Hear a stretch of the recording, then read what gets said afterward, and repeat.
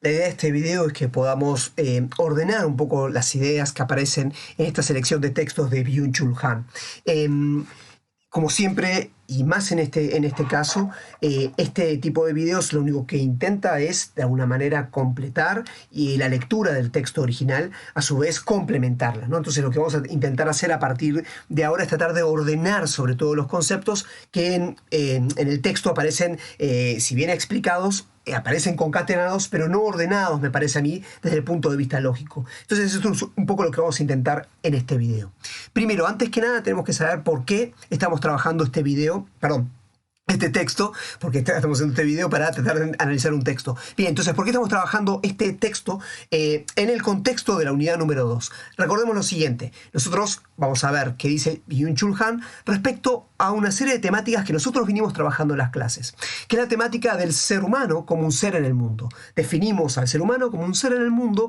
Específicamente, nosotros dijimos al comienzo de la unidad que el mundo es la condición humana, o sea, el ser humano se desarrolla dentro de un mundo. Esa es su condición. Bajo esa condición se desarrolla. Ahora, lo que dijimos es que no todos los mundos son iguales. Si bien la condición humana es mundana, las características mundanas son iguales, no se encarnan en cada mundo de la misma manera.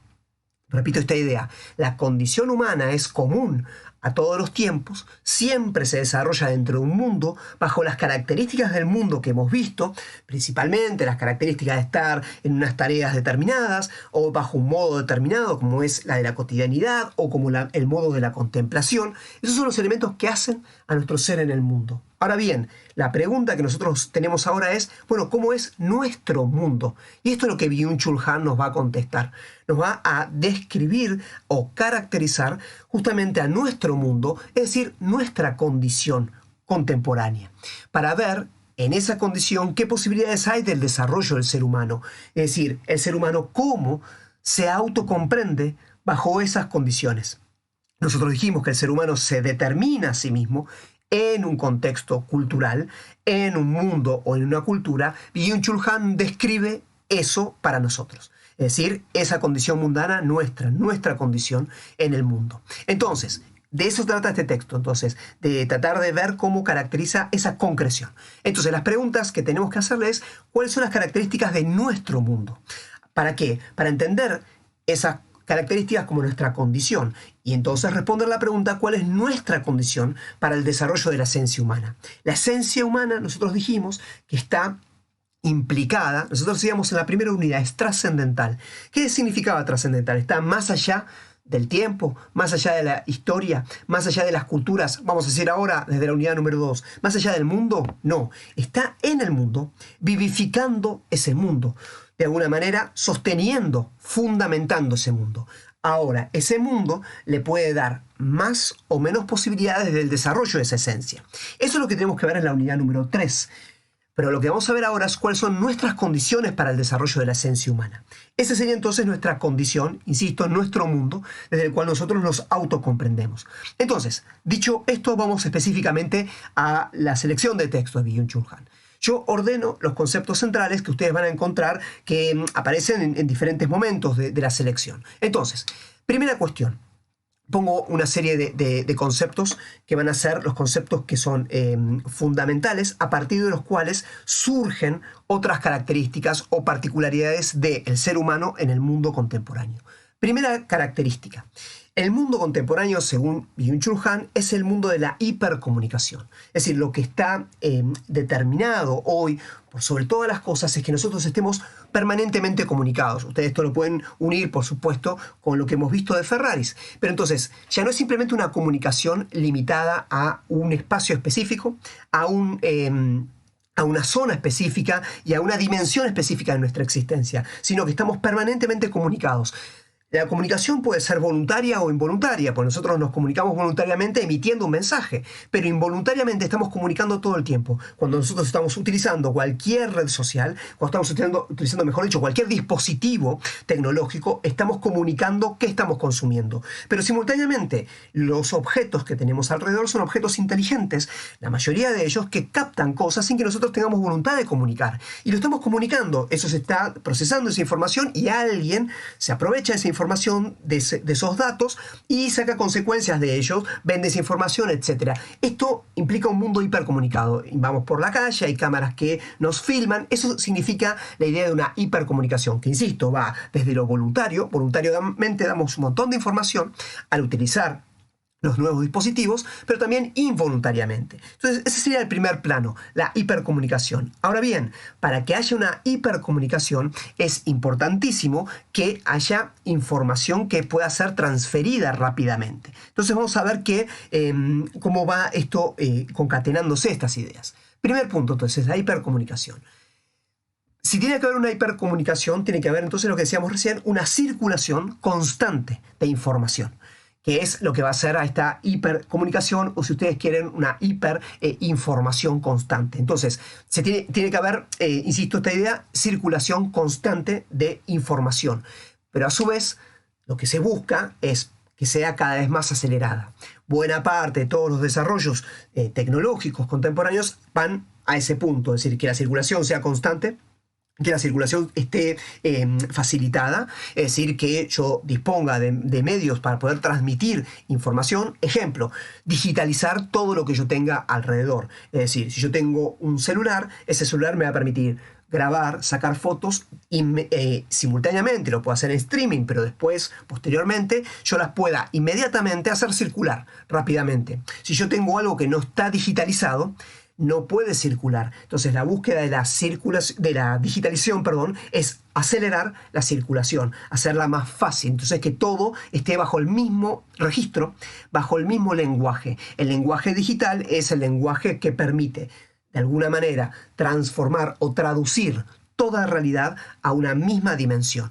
Entonces, todo eso, insisto, hace a la posibilidad de la hipercomunicación, simultáneamente con la aceleración de esa circulación, la posibilidad de comunicarnos muy rápidamente, de hacer circular información, hacer circular mercancías. Las mercancías también tienden a volatilizarse para que puedan circular más rápidamente, no solamente la mercancía física, sino la mercancía que es ahora principalmente digital, ¿no? Pensemos en los datos que constantemente se están pasando de un lado al otro en nuestro mundo. Este es un mundo nuevo, no es que siempre fue así. Siempre la circulación y la comunicación eran elementos que eran marginales, tenían tiempo, una lentitud determinada, una maduración. Eso implicaba que la cantidad de información que se transfería era muchísimo menor. Por lo tanto, la capacidad de procesar esa información era muchísimo más lenta y había una capacidad que lo podía tener una persona.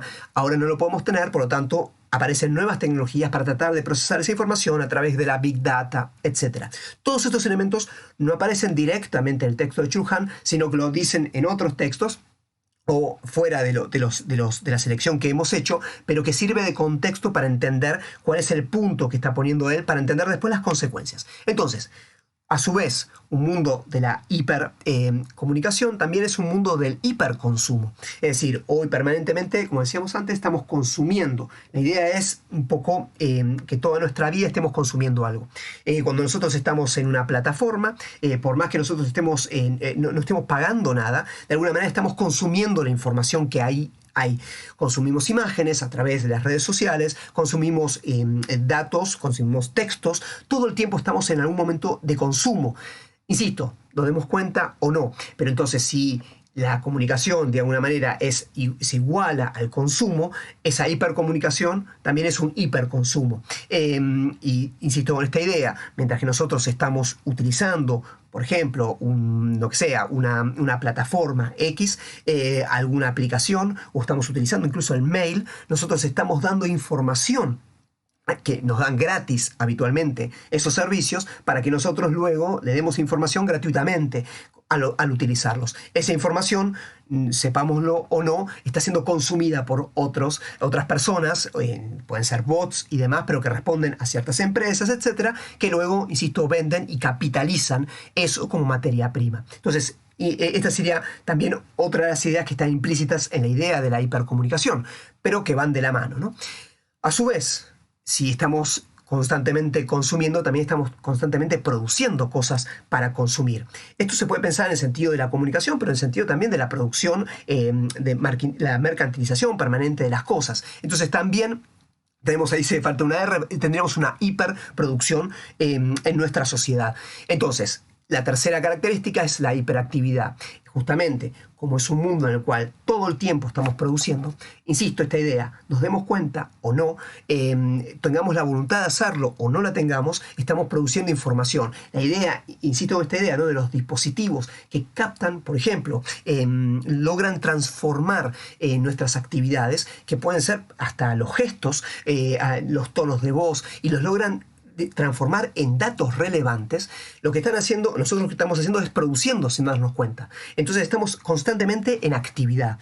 La tendencia entonces contemporánea es que nosotros nos autointerpretemos bajo este registro, bajo esta exigencia de ser personas que estemos constantemente comunicando, que estemos constantemente consumiendo, que estemos constantemente produciendo y que estemos en una hiperactividad. Desde ahí nos vamos a autointerpretar. Esto empieza a ser un centro fundamental para la autocomprensión de lo que significa el ser humano, es decir, para la condición humana en nuestro mundo.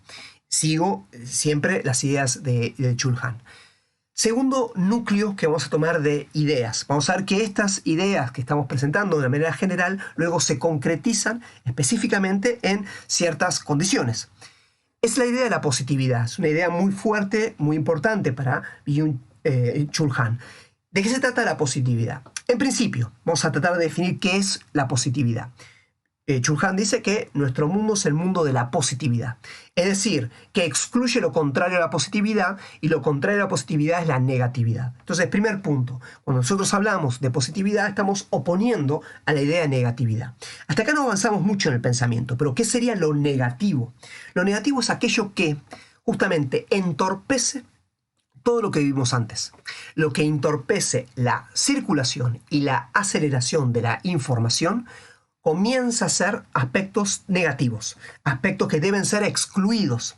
Si nuestro mundo es de la positividad, significa que es un mundo que no solamente potencia, no solamente cultiva la positividad, sino que excluye cualquier elemento de negatividad que pueda haber en el mundo. Entonces, esos elementos de negatividad son aquellos que impiden el consumo, impiden decirlo mejor, impiden el hiperconsumo, impiden la hiperproducción, impiden la hiperactividad, impiden la hipercomunicación. Eso lo vamos a ver concretizado en diferentes aspectos. Ustedes pueden ya, si leyeron el texto, que sería la idea, ustedes pueden ya estar pensando qué elementos tienen que ser excluidos según Chul Han para que se pueda dar esa circulación sin límites, que se pueda dar esa circulación sin que haya barreras, sin que haya de alguna manera resistencias, cosas que lo entorpecen.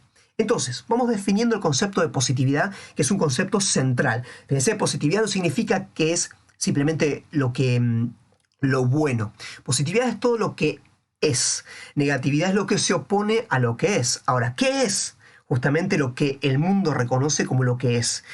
El mundo reconoce como algo positivo. Entonces, esta frase que suena un poco extraña o metafísica, no se preocupen, vamos a tratar de clarificarla ahora. La positividad se identifica con lo visible. Si nosotros estamos diciendo que nosotros podemos comunicar todo lo que pueda ser transformado en información, ¿qué se puede transformar en información? Todo lo que de alguna manera se pueda determinar. Y para que algo sea determinable tiene que ser identificable. Y para ser identificable tiene que ser algo visible. Visible para los mecanismos de registros que existe en nuestro mundo. Insisto, lo visible es lo que los mecanismos de registro de nuestro mundo pueden captar. Lo captable es lo visible. Eso es lo positivo. Aquello que no es captable, de alguna manera, se vuelve algo, vamos a llamarlo, invisible, y de alguna manera es un rasgo de negatividad. Aquello que se resiste a ser simplemente un dato positivo, a ser algo visible. Vamos a ver qué pasa con lo visible. Vamos a ir afinando ese concepto de positividad. Entonces, lo visible es algo que es clasificable. Todo lo clasificable entra dentro del marco de lo visible, de lo determinable. Entonces, eso sería algo positivo, si se puede clasificar. Ustedes piensen que lo negativo es lo contrario. Lo que no se puede clasificar, según las categorías existentes en el mundo, comienza a ser algo negativo. Por lo tanto, tiene que ser algo excluido porque no se puede capitalizar. Como no es clasificable, es algo que no se puede, ahora vamos a darle más datos, ¿no? Pero no se puede utilizar. Y si no se puede utilizar, no se puede comunicar, no se puede consumir, no sirve, no es producción, no es reconocido como algo productivo. Por lo tanto, no se considera que es algo activo, no se considera que es algo, que sea una acción que de alguna manera sea digna. Bien, entonces ustedes ya pueden ir pensando qué perfil queda para un ser humano que se reduce a lo visible, que se reduce a lo clasificable. Avanzo un poquito más. Lo que es clasificable es cuantificable. Cuando algo es cuantificable, ustedes sabrán, habrán escuchado muchísimo esto, que es el tema de parametrizar, digamos, las experiencias de la vida. Parametrizar, de alguna manera, la vida humana. Ese es un poco el objetivo de nuestro mundo. ¿Qué significa hacer eso? Significa que se pueda cuantificar nuestras actividades, que puedan clasificarse nuestras acciones, que se puedan cuantificar nuestros sentimientos, que se puedan cuantificar nuestros pensamientos. Es decir, cualquiera de las acciones humanas se puedan cuantificar, significa que se pueden clasificar y a su vez, en ese sentido, se pueden comparar. Ahora agrego ese concepto, digamos, si hay algo cuantificable, se puede establecer más o menos según un criterio en común, es decir, según una escala. Fíjense, todo eso es lo visible, todo eso es lo positivo. Todo aquello que se escapa a lo cuantificable, lo que no se puede traducir a números, de alguna manera empieza a ser algo que no es positivo. Es algo que empieza a ser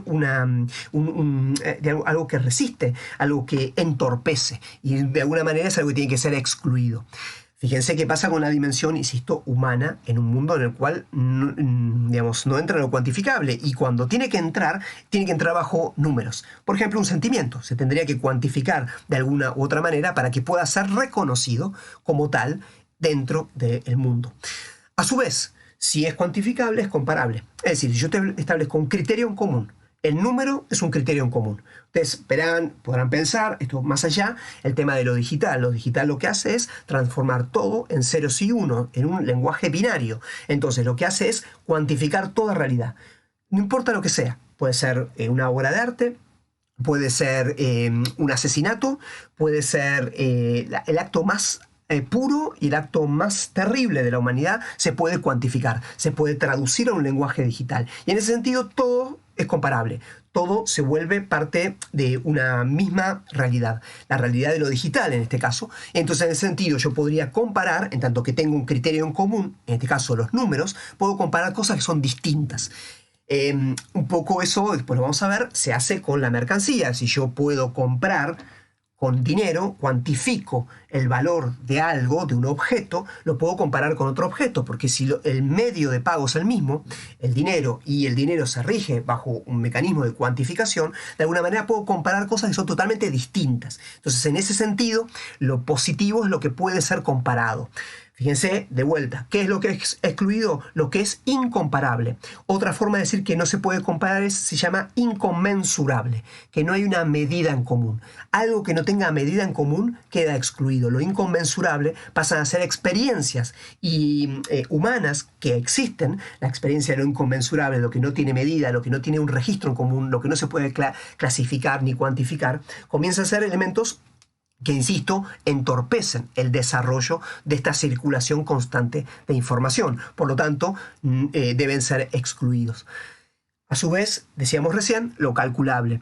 Todo aquello que puede ser clasificado, cuantificado y comparado, de alguna manera se puede calcular. El cálculo lo veremos después con un poco más de detalle durante la materia, pero tiene que ver, cuando yo establezco un cálculo, puedo establecer en principio una predicción sobre el comportamiento de algo. Ustedes saben que todo el tema de la inteligencia artificial trabaja con eso. La idea de que yo pueda establecer algún tipo si logro traducir las experiencias humanas a números y a cuantificación, puedo también tener la oportunidad de que esas experiencias luego sean comparadas, y al ser comparadas trabaje con una serie de modelos de comportamiento y pueda entonces trazar perfiles, que es lo que está buscando hoy la inteligencia artificial. De tal manera que cuando yo soy identificado por la inteligencia artificial o por algún dispositivo, pueda establecer sobre mí una predicción de cómo voy a comportarme, de cuáles son mis consumos, y eso es lo que hace directamente cualquiera de las plataformas que utilizamos. ¿Qué hace YouTube? YouTube de alguna manera calcula quién somos a partir de comparar un montón de datos con perfiles que considera que son similares, o sea, nos compara con otros. Y a partir de eso calcula nuestras acciones, calcula nuestros gustos, calcula qué es lo que nosotros queremos hacer y de alguna manera nos va proponiendo una serie de opciones.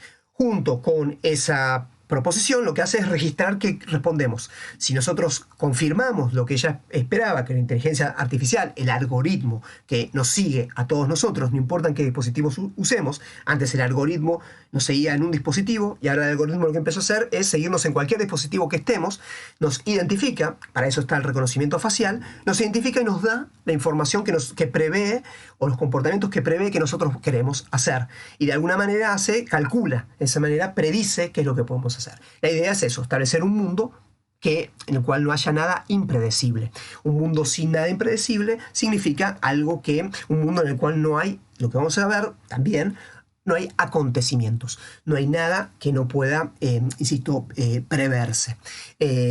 Y eso queda excluido, justamente lo incalculable. Lo incalculable es otro elemento de negatividad, porque entorpece. De alguna manera, si yo calculo lo que va a pasar y te ofrezco eso, de alguna manera ayudo a que la circulación sea más rápida, que el consumo sea más rápido, en vez de que vos estés pensando y que estés simplemente teniendo algún día el deseo de ver algo, yo te lo ofrezco, entonces de alguna manera vos estás más próximo a consumirlo. En ese sentido, aceleramos la circulación de información. Y esa es un poco la búsqueda del presente. Muy bien. La positividad es lo que se puede transformar en información y dato. Lo que no puede transformarse en información, lo que no puede hacerse visible, lo que no puede transformarse en un dato para circular, también queda excluido y es parte de la negatividad. Entonces, este punto central que entiende Byung-Chul Han por positividad. Conclusión de todo esto, la positividad lo que empieza a hacer es excluir lo que es distinto. Es decir, todo aquello que no puede reducirse, lo que no puede, clasificarse bajo el concepto de positividad, comienza a ser algo que es lo otro. ¿Se acuerdan de las primeras clases que nosotros hablábamos de la necesidad de la alteridad para tener una comprensión profunda del ser humano? Es justamente por esto. El mundo de la positividad excluye la alteridad. Una alteridad que no es clasificable. Ahora vamos a ver que la positividad clasifica diversidades, pero algo es diverso sobre la base de lo uno. Yo puedo decir, hay diversas cosas si yo tengo un criterio en común. Por ejemplo, digo que hay diversos animales. El criterio en común es la animalidad. Sobre la base del ser animal puedo reconocer diversidades. Ahora bien, ¿qué queda excluido? Aquello que está fuera del criterio en común. Si nosotros estamos diciendo, recién íbamos diciendo, todo aquello que está fuera de lo calculable, del criterio en común, de lo comparable, de la información, de lo visible, de lo clasificable, eso es lo que queda excluido. Eso es lo que hay que entender que es a lo que se refiere con expulsión de lo distinto. Sobre este punto no dejen de leer el texto, la selección de textos, que son 3 capítulos sobre expulsión de lo distinto, que ahí van a tener de alguna manera una concretización de esto que estamos hablando. Siempre recuerden, esto simplemente es abrir el texto o dialogar con su lectura del texto. No evita que ustedes tengan que leer el texto. Y tercer concepto nuclear para seguir pensando la condición humana contemporánea es la idea del rendimiento. Byung-Chul Han dice que nuestro mundo es el mundo del rendimiento. El mundo del rendimiento no es lo mismo que el mundo del control. Concretamente, Chul Han habla de la sociedad del rendimiento. ¿En qué se diferencia con la sociedad del control? El control es algo externo. Cuando yo soy controlado, tengo a alguien o algo que me observa para que yo haga algo. Es decir, yo tengo un criterio, mejor dicho, tengo una ley que yo tengo que cumplir, o tengo un parámetro que cumplir. Por ejemplo, tengo una exigencia de producción X, tengo un horario de trabajo y entonces me controlan la entrada, controlan que yo haga el trabajo, controlan la producción y controlan mi horario de salida. Esa sería una sociedad del control. La sociedad del control es la típicamente moderna. La posmoderna hace desaparecer el control. Pero cuando desaparece el control, uno pensaría que entonces el ser humano adquiere una libertad. Y lo que dice Chul Han es que, por el contrario, lo que hace el ser humano es introyectar el control. Es decir, lo que realiza es un autocontrol. ¿Qué significa este autocontrol? Que en ausencia de controles externos, el ser humano empieza a exigirse a sí mismo, a exigirse sin medida. Si el control es externo, tengo una medida exterior, tengo un criterio de lo que se me está pidiendo. Pero en la sociedad del rendimiento no hay ningún criterio, sino que yo tengo que dar todo de mí. Y ese todo de mí no tiene límites. Todo el tiempo, en cada instante, todo. Entonces comienza también una competencia en el rendimiento. Entonces uno comienza a ser, por decir de una manera, su propio explotador. Eso sería la idea de la sociedad del rendimiento. Todos tenemos que rendir. Y estamos rindiendo en todo momento. Esto lo hablamos mínimamente en la clase, pero retomo esa idea. Uno puede ya pensar, en la sociedad del control, uno tiene espacios o lugares del control. Las instituciones educativas son lugares donde se controla, donde uno tiene que rendir exámenes, etc. Fuera de la institución educativa, uno tendría, por ejemplo, el lugar de trabajo. También son lugares de control. Muy bien, pero la sociedad del rendimiento, al hacer desaparecer esas zonas del control, lo que vuelve es que todo momento de la experiencia en el mundo se transforma en un lugar del rendimiento. Entonces ya no solamente uno tiene que rendir en los lugares de estudio o los lugares de trabajo, sino uno tiene que rendir también en su vida cotidiana, o mejor, esos lugares también son cotidianos, sino en su vida fuera del trabajo, en los momentos de ocio. Yo les decía el ejemplo, repito este ejemplo que vimos en clase, cuando uno postea algo en las redes sociales o en cualquiera de las plataformas, lo que tiene simultáneamente es ahí se miden los rendimientos de eso. Es decir, si subo un video, subo una foto o escribo algo, tengo rápidamente que se ve cuántas visitas tuvo, cuántas veces fue compartido por otros, cuántas personas les gustó, cuántas personas no les gustó, etc. Con lo cual, o los comentarios, con lo cual de repente yo tengo que rendir frente a otros sobre lo que he producido. Aquí tenemos la hiperproducción. Todo esto va de la mano, ¿no? Sobre la hiperproducción que yo he hecho en mi vida simplemente de ocio, o en mi tiempo de ocio, en mi tiempo libre. Entonces, de repente me estoy exigiendo también ahí para producir y de alguna manera ser reconocido, que es otros elementos que va a aparecer en la expulsión de lo distinto. Fíjense la importancia que tiene el reconocimiento del otro. ¿Qué pasa cuando el reconocimiento del otro es un reconocimiento de narcisista, digamos, un reconocimiento del cual no hay un verdadero otro? Eso se los dejo para que lo busquen y lo identifiquen en el texto de Chulhan. Pero entonces, la idea es que uno está todo el tiempo teniendo que rendir. Todo eso tiene consecuencias sobre la experiencia humana, porque es imposible una vida, no es imposible, es una vida, digamos, llevada al extremo de la actividad, aquella que tiene que estar todo el tiempo rindiendo. Ustedes fíjense, repito esta idea, que obviamente una sociedad de la hiperproducción está rindiendo todo el tiempo, es una sociedad del rendimiento, lo mismo que la hiperactividad van de la mano, y a su vez es una hiperactividad y un rendimiento sobre la base de la positividad, o sea, tengo que rendir sobre qué, sobre lo cuantificable, como decíamos recién, las visitas, etcétera, lo clasificable, eso es lo que forma parte de nuestro rendimiento e insisto, esta idea también de nuestra autoexigencia sobre eso. La búsqueda de una sociedad del rendimiento es que nosotros estemos permanentemente optimizando nuestras acciones. Eso es lo que buscamos. Muchas veces utilizamos aplicaciones para optimizar lo que hacemos. Entonces, la idea es ser eficientes en lo que hacemos. ¿Qué significa optimizar y ser eficientes? Significa tener el menor gasto y tener la mayor cantidad de beneficios.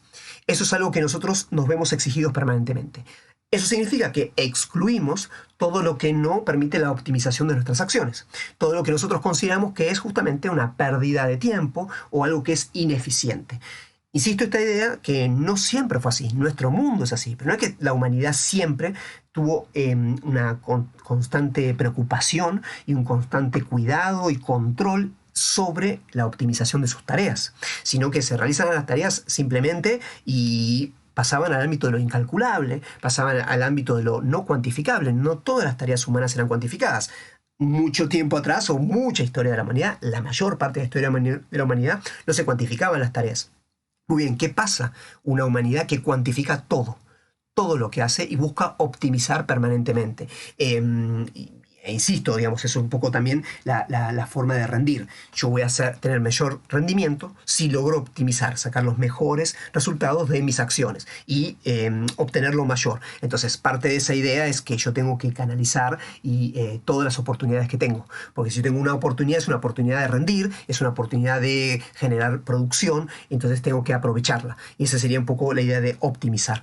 Y por último, que así como el mundo de las tecnologías, el mundo de los dispositivos están permanentemente actualizándose, parte del rendimiento es la actualización. Eso lo verán en muchos sentidos, ¿no? Pero que actualizarse significa en todos los planos. Tenemos que estar permanentemente, así como, insisto, esta idea, ¿no? Pero que uno va actualizando las aplicaciones y demás se actualizan, o los dispositivos se actualizan, es decir, mejorándose. Uno tiene que estar también mejorándose bajo el criterio de la positividad, es decir, de lo que puede ser visible, de lo que puede ser clasificable, cuantificable, comparable. Esa sería la actualización. Y eso puede ser de actualizaciones del tipo de no terminar de estudiar nunca, es decir, uno termina una carrera y tiene que hacer un posgrado y después otro posgrado y estar permanentemente actualizándose en los conocimientos, pero eso no significa que uno sea más sabio necesariamente, sino que simplemente da cuentas de que ha hecho nuevos cursos. O sea, es algo que tiene que ser cuantificable. Si yo estudié más y he profundizado más sobre un tema y lo he hecho fuera de lo calculable, es decir, no doy ninguna información sobre eso, es decir, no produzco nada que sea clasificable y visible para la positividad reinante, eso es inexistente. No existe el proceso que pueda hacer alguien de una sabiduría, por ejemplo, a partir de una experiencia humana. En tanto que eso no se puede cuantificar, en tanto que no se puede transformar en un dato inmediatamente, eso no es parte de una actualización. Directamente no es codificado por el sistema. En todo caso, tendrá que hacer de eso algo cuantificable. Pero ¿qué pasa si su experiencia no es cuantificable?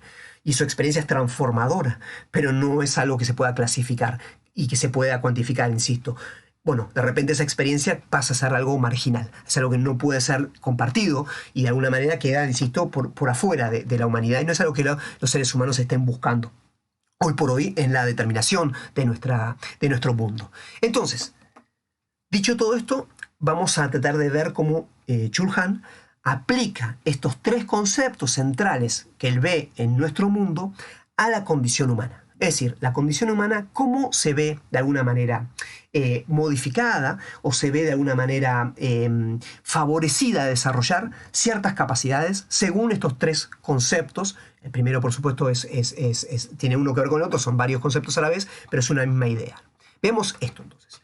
Nosotros lo que tenemos que ver es cómo esto repercute sobre la condición humana contemporánea. Repito esta idea que decíamos al principio. El ser humano es un ser en el mundo. Perfecto, entonces el ser humano se va a desarrollar bajo las condiciones del mundo. Si nuestro mundo tiene estos tres elementos centrales, quiere decir que nuestra condición humana está, de alguna manera, bajo la posibilidad de la condición humana está bajo estos tres conceptos centrales. Entonces, eso va a repercutir sobre el ser en el mundo.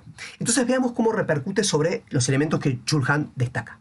Primer elemento que vamos a ver de la condición humana que nosotros hemos visto, que se ve influenciada por esta cuestión. Byung-Chul Han habla de la transparencia, habla de la sociedad de la transparencia. La sociedad de la transparencia, de alguna manera, modifica muchas, o digamos así, concretiza muchas de nuestra condición mundana de una manera determinada. Específicamente, la transparencia se transforma en una exigencia sobre nuestras acciones. ¿Qué significa esto? Nuestras acciones tienen que ser transparentes. ¿Qué significa tienen que ser transparentes? Bajo la idea de la positividad, transparencia significa que algo pues sea visible, que sea localizable, que sea clasificable, que sea cuantificable. Todo eso es lo que era la positividad. Por lo tanto, si nosotros queremos que nuestras acciones tengan rendimiento, nuestras acciones produzcan y de alguna manera sean mejoradas, tienen que ser acciones transparentes. Eso significa llevar a las acciones a operaciones que se puedan calcular, que se puedan controlar. Entonces las acciones tienen que medirse o tienen que regirse bajo la lógica de estos tres conceptos: rendimiento, positividad e hipercomunicación. ¿Por qué esto es importante? Nosotros dijimos que el ser en el mundo es un ser, digamos, que está la mayor parte del tiempo en acciones en el mundo cotidiano. ¿Qué significa esto? Que está la mayor parte del tiempo en tareas, abocado, absorbido en tareas que tienen significado en el mundo. En el mundo contemporáneo, esas acciones, esas tareas en las cuales estamos absorbidos la mayor parte del tiempo, tienen la característica de ser operaciones o tienden a ser operaciones, es decir, acciones transparentes, acciones que busquen maximizarse, optimizarse y de alguna manera calcularse. Entonces, fíjense cómo, repito esta idea, la condición humana en general, el ser en el mundo, se concretiza en nuestra humanidad contemporánea bajo una exigencia de acciones transparentes. Ese sería el primer punto que analiza Chulhan. A su vez dice que la sociedad de la transparencia, exige también un tiempo transparente. ¿Qué significa transformar el tiempo en un tiempo transparente? Lamentablemente nosotros no vamos a poder ver en la materia el concepto de tiempo, pero lo podemos entender de algún modo. No vamos a verlo en toda la profundidad que exige. Pero en principio, el tiempo, cuando se vuelve transparente, dice Chulhan, es un tiempo que se nivela. ¿Qué quiere decir esto? Que es un tiempo que no destaca un tiempo del otro, es un tiempo presente permanentemente. Es el tiempo del instante presente, en el cual el tiempo simplemente es la sucesión de instantes disponibles o de presentes disponibles. No hay nada que haga que el tiempo sea un tiempo propio, un tiempo único. Eso es lo que borra la sociedad de la transparencia. Que haya un tiempo, insisto, esta idea que rompa la indiferencia de un fluir constante. Un tiempo que simplemente es el tiempo presente, en el cual nada es nuevo, es un tiempo que de alguna manera nos abruma. Y eso es un poco la experiencia que tenemos de un tiempo transparente. Distinto es el tiempo que es un tiempo propio. ¿Qué significa el tiempo propio? Rápidamente, pero es el tiempo en el cual acontece algo único e irrepetible. Ese es el tiempo que acontece en un momento, acontece en un instante, pero rompe la indiferencia del tiempo. Hace que irrumpa el acontecimiento que marca y que de alguna manera cambia nuestras vidas. Ese acontecimiento luego es recordado en el futuro. Y es el recuerdo que de alguna manera marca el sentido de un tiempo. Es un tiempo en el cual tiene un contenido, contiene algo que nos orienta y que rompe la indiferencia de un fluir puramente neutro. Entonces, el tiempo de la transparencia en el cual se desarrolla nuestra vida en el mundo empieza a ser un tiempo en el cual borra toda diferencia, borra todo acontecimiento. El concepto de acontecimiento va a ser un concepto central que nosotros vamos a incorporar, sobre todo a partir de Di Martino, el texto que les dejé la semana pasada, pero que ustedes van a ver ahí la necesidad de que el acontecimiento como lo único, que también se une a lo que dice Esquirol como el tiempo de la proximidad. Todo eso nosotros lo vamos a integrar para el final de la materia, pero por ahora esto es importante entender, ese tiempo sería el tiempo nivelado, el tiempo de nuestro mundo. ¿Qué otras cosas más influye la idea de transparencia? Se busca también que las cosas sean transparentes. ¿Qué significa esto? Cada una de las cosas, de alguna manera, tiene un modo propio, cada una de las cosas tiene un perfil propio, cada una de las cosas podría guardar un misterio. La idea de la sociedad contemporánea es que las cosas sean simplemente transparentes, es decir, que las cosas se vuelvan meras mercancías, algo que nosotros consumimos, pero que no tengan un peso propio. Es decir, que ellas no sean algo, como decíamos antes, inconmensurable. Es decir, que todo objeto se pueda comparar con otro. Eso es lo que hace la mercancía. Cuando yo vuelvo una cosa una mercancía, lo que estoy haciendo es comparando esa cosa bajo un criterio en común. Ese criterio en común, en este caso, si yo la vuelvo en mercancía, ¿qué significa que una cosa se vuelve en mercancía? Que una cosa puede ser comprada. Y si puede ser comprada, quiere decir que puede ser intercambiada por algo que de alguna manera la reduce. Ese algo que reduce una cosa para volverla en mercancía es el dinero. Si una cosa tiene un precio, significa que a su vez es comparable con otras cosas que tienen otros precios y que dos cosas distintas se comparan entre sí bajo un criterio en común que sería el dinero. Entonces, en un mundo hipermercantilizado, en un mundo del consumo, todo se compra y se vende. Nada se sustrae, nada guarda un misterio.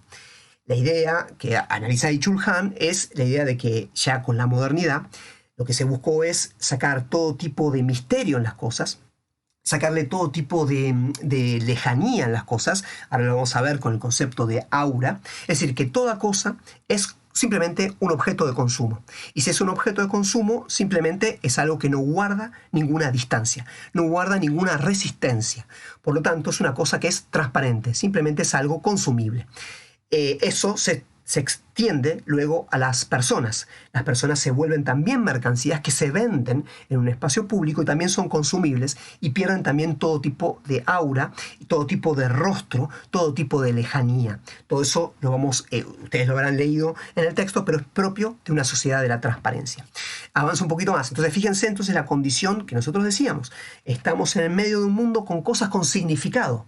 ¿Cuál es el significado que tienen las cosas? Estoy repitiendo la materia, ¿no? Repito esta idea. Nosotros dijimos, las cosas están en un mundo, nosotros estamos en un mundo y las cosas del mundo aparecen con significado. El significado del mundo. ¿Cuál es el significado central en nuestro mundo? La mercancía. Por lo tanto, son cosas mercantilizables. Ese es nuestro mundo. Entonces tendemos a mirar las cosas bajo el criterio de su comparabilidad a través del precio. Eso es como nosotros nos manejamos en el mundo. Cuando algo tiene un precio es comprable. Y si es comprable es disponible. Yo lo puedo de alguna manera adquirir. Ese es el carácter de las cosas. Y un poco la idea contemporánea es que nosotros podemos comprar y vender todo, ¿no? Que todo se puede volver en una mercancía. Y de hecho es lo que nos pasa, como decíamos antes, con el mundo de la hipercomunicación. Nosotros solamente con respirar o hacer un gesto, si se logra transformar en información, se parametriza, se vuelve un dato, ya es una mercancía, es un dato que se vende. Cualquier cosa que nosotros hagamos, un consumo, un clic, se transformó en mercancía porque ese clic da información. Esa información habla de nuestros consumos y nuestros gustos. Entonces, como tal, es una positividad. Y como tal, entonces, luego se puede comprar. Y si es lo que hacen, las empresas compran y venden información de los usuarios para después dar publicidad y para poder tener un nicho de mercado. Bueno, esa es un poco la idea de que todo se vuelve un significado en común, todo se vuelve un significado mercantil. Insisto, este es el modo que nosotros vemos el mundo y tendemos a comprender el mundo. Muy bien, avanzamos un poquito más. ¿Qué pasa con el lenguaje? Nosotros hablamos un poco del lenguaje, vamos a hablar del lenguaje en el mundo. Bueno, el lenguaje en el mundo tiene que ser un lenguaje también transparente. ¿Por qué? Porque si es el mundo de la hipercirculación de las cosas, de la aceleración, el lenguaje tiene que ser simple. Todo lenguaje que tiende a ser, por ejemplo, ambivalente, que utiliza figuras retóricas, que utiliza metáforas, todo lenguaje que se hace complicado, eso es lo que nos pasa a este tipo de cuestiones. Nosotros leemos a Chul Han y Chul Han no es inmediatamente consumible. Pero claro, entonces es un lenguaje que de alguna manera resiste a esta condición contemporánea. Por eso es un lenguaje marginal. Uno no escucha que se hable de Chul Han en todos lados. Pero sí uno escucha que se circula otro tipo de lenguaje, otro tipo de expresiones que tienen que ser suficientemente ágiles. Y entonces se tiende a un lenguaje que es más bien publicitario, por ejemplo, ¿no? Que no es solamente que aparece en la publicidad, sino que también aparece en las publicaciones en Twitter y demás. O sea, tienen que ser frases cortas, frases con un lenguaje llano y que de alguna manera puedan circular. Cuanto más complejo es el lenguaje, más difícil es que circule. Eso es lo que le pasa, por ejemplo, a la poesía. La poesía hoy es totalmente marginal en nuestro mundo. No siempre fue así. Hay culturas en las cuales la poesía es el centro. Pensemos en la cultura griega. Muchas culturas nacen de un poema originario, un poema que es un poema popular, que se cuenta, generalmente es oral, y como Homero hizo, luego recoge toda esa poesía popular y la transforma en un libro. Y ese libro es fundador de una cultura. Quiero decir con esto que no siempre el lenguaje fue un ámbito de circulación inmediato y fácil, como es en nuestra cultura. Pero claro, en nuestra cultura que tiende a la transparencia necesita entonces un lenguaje de esas mismas características. Insisto, el lenguaje, nosotros lo vimos, que en el ser humano es un elemento central. Eso significa entonces qué capacidades va a poder tener de desarrollo un lenguaje que se hace cada vez más simple y cada vez más volátil. Puede dar cuenta un lenguaje de tal tipo, volátil quiero decir que no tiene permanencia, que no tiene peso, un lenguaje tan volátil y un lenguaje tan simple o simplificado. ¿Puede dar cuenta de la complejidad de la realidad? ¿Puede dar cuenta de la complejidad humana? ¿No tendremos nosotros dificultades para entendernos a nosotros mismos porque no tenemos un lenguaje adecuado?